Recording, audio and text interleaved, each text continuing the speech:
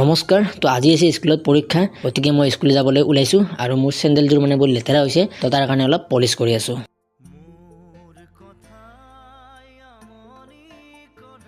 তো ৰেডি হলো তো এতিয়া ভাত খাও আৰু ভাতৰ লগত আছে লাই পালেং শাক আৰু ইফালে বিলাহী গাজৰ সালাড আৰু ইফালে আলু ভাজা একদম এয়া ঘৰৰে হয় তো এটা ধুনীয়াকৈ খাও খাই কেনে যাও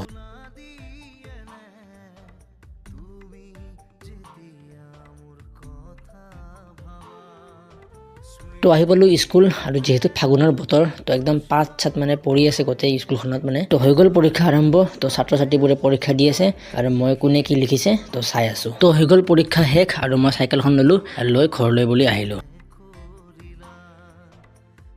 তো চাইকেল থলো আৰু ভাত পানী খালো আৰু এতিয়া বাজিল 5টা তো এতিয়া মই যাও গৰু আনিবলৈ যেহেতু সন্ধিয়া হৈ গ'ল তো দিয়ক গৰুকেইটা লৈ আনো এতিয়া চাইকেল লওঁ আৰু যাওঁ তো গৰু চৰু আনিলো পানী খুৱালো বান্ধিলো তো এতিয়া যেহেতু কালি পৰীক্ষা আছে তেতিয়া প্ৰশ্ন কাটো তো দিয়ক